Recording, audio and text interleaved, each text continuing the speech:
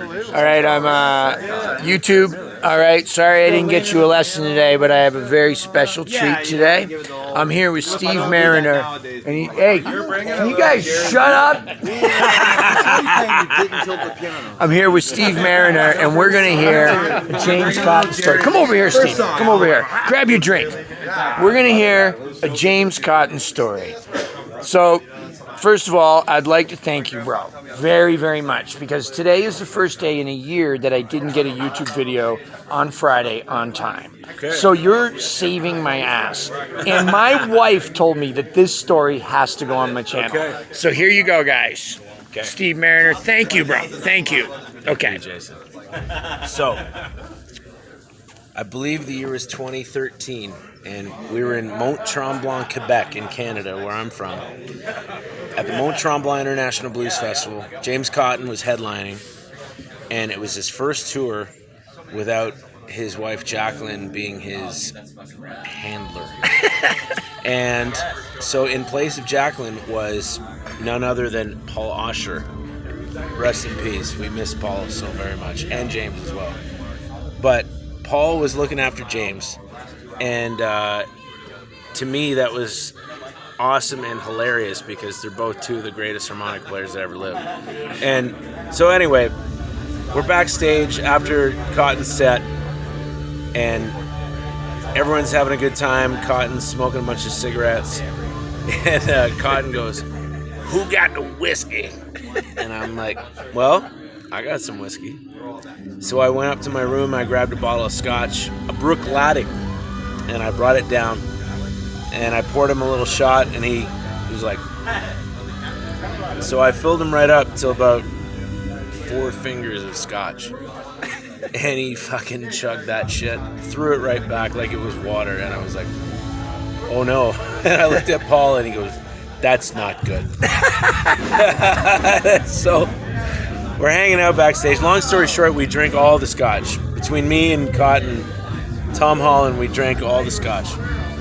And then Cotton, being a bigger gentleman, they required a golf cart to transport him from the stage to his hotel. This is a ski resort, so there's a bit of an incline. We drive up the hill, and we take Cotton to his hotel. And just as we arrive at the front door of the hotel, a band is playing on a patio nearby, and he hears them, and he says, "Music." And so then Paul Osher goes, "Do you mean you want to go hear that band, or you want to go to bed and hear your iPod?" And Cotton's like, "Let's go." So everyone gets together, we drive Cotton over to this patio, get him a seat, and then I run inside. It's my buddy's band playing, Steve Strongman Band from Hamilton, Ontario. And I say, "Boys, James Cotton's on the patio." They're like, "Yeah, fuck off." I'm like, no. James Cotton's right there. Steve's on a wireless rig. They find a microphone with a long cord. We run out there, Steve with his wireless, and the band's playing just a shuffle and E, just grooving. And I give Cotton a harp. I had my harps on me, so I give him an A harp. And Cotton and Steve jam, and the whole crowd circles around on the patio, and they have a nice little moment. It was awesome. And then right after that, when the song's done, Cotton grabs me by the collar and pulls me down, and he goes, "Reefer." And I'm like, okay. So I see a girl who I knew. I'm like, she's got weed. So I go over, I'm like, "Hey, can I have a joint for James Cotton?" She's like, "Yeah." So she gives me a joint for James Cotton. So Paul Osher was like, "All right, we got to get him back to the room." I'm like, "Okay, I'll help you out. Let's go." So we put Cotton in this wheelchair, and we wheel him back to his hotel, get him in his room, and he's got this room that's got like French doors to a garden. So we get him out to the garden, stand him up, and he was wobbly, but we got him up right.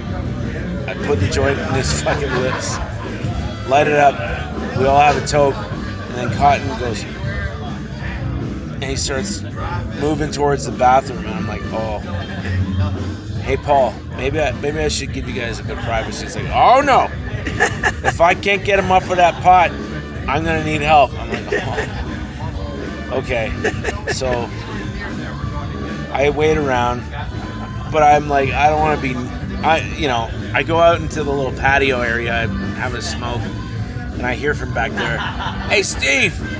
I'm like, "Yeah." He's like, "Do you want a shirt?" I'm like, "No." And he's like, "Yeah, like, take his shirt." I'm like, "Why?" And he's like, "Well, he's been smoking cigarettes. He got a burn on his shirt, and if Jacqueline finds out, he's gonna be in deep shit. So, you want his shirt?" I'm like, "Okay, sure. If it helps out, I'll take his shirt." It's like quad XL, like purple shirt, And he's like, "You got $40?" I'm like, "No." That's $10 a size. Yeah, right. So I'm like, "No." He's like, "All right, you wait here. I'll go get $40 from the merch money. I'll bring it back. You give it to Cut." I'm like, "Why?" And he's like, you know these old guys. I like to get something for something. So just wait here." I'm like, No. And he just takes off. So I'm stuck alone in Cotton's hotel room while he's in the bathroom. And I'm like really uncomfortable. And I'm like, "Oh, fuck.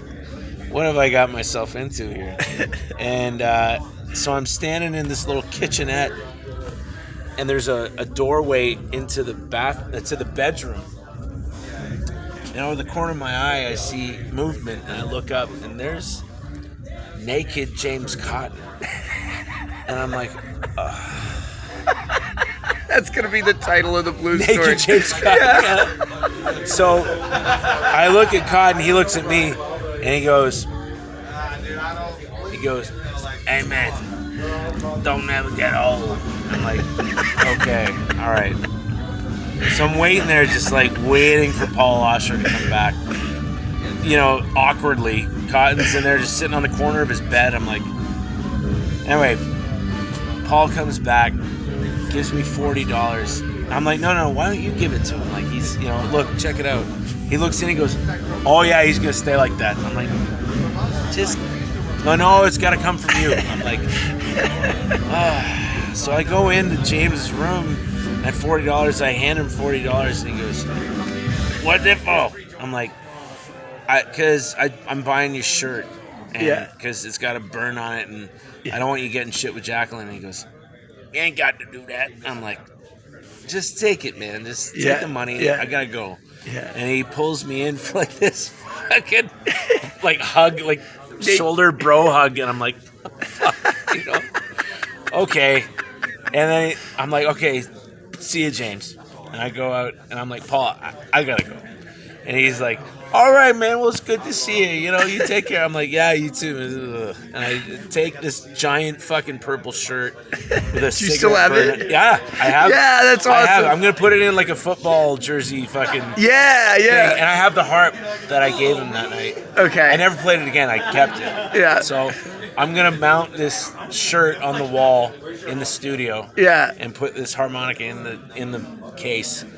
And I ran back to the patio where my friends were playing, and I told them the story, and we busted a gut, man. We laughed so hard. It was just so ridiculous. And that was the last time I ever saw him. He passed away a couple years later, but I never saw him again. And like, I will never forget, as long as I live, that image is burned into my brain. And now thousands of YouTube viewers too. I hope so. So, okay. I painted a picture for you. Dude, first of all, Steve. Okay, so for my audience, if you're not familiar with Steve, he is, and I mean this sincerely, you are one of the best harmonica players I have ever heard, That right? is high praise from you. We need to get more people to see what's going on. So Thank you. tell me your info for my viewers here. Okay, so website? SteveMarriner.com, SteveMarriner.com. Okay. It's got all my music, videos, photos, everything you need to know. Tour dates. Tour dates, everything. Right Yeah, there. and Steve's also a great guitar player and vocalist too. So Thank you. yeah, Dude. Well, formerly of Monkey Junk, is that formerly? no, or we're still happening. We just hiatus because of the pandemic, Right. we had plans to start recording a new record this year, but Good, they got dashed good, by the unbelievable. We've seen each other all over the world. Yes. Yeah, like out on the road, and I was so thrilled when you won the IBC, right? Right? Or Thank you. yeah, you guys won, right? We came third. But Third? Oh, I mean, I was so pissed when you got third. Okay, Instagram. At Steve Marriner. With 2 R's. 2 R's. Okay, any YouTube? Not yet. We need to step My that up. old YouTube channel is Southside88. So my name formerly when I was young was Southside Steve. All right. And so, yeah. but if you put my name in YouTube, you'll find some shit. Thank you so very Thanks, much. Jason. Thank you. It means the world to me. Cheers. You saved my butt today, and I promise you these viewers are going to love it. All right. Thank you very guys. much. Cheers. Bye.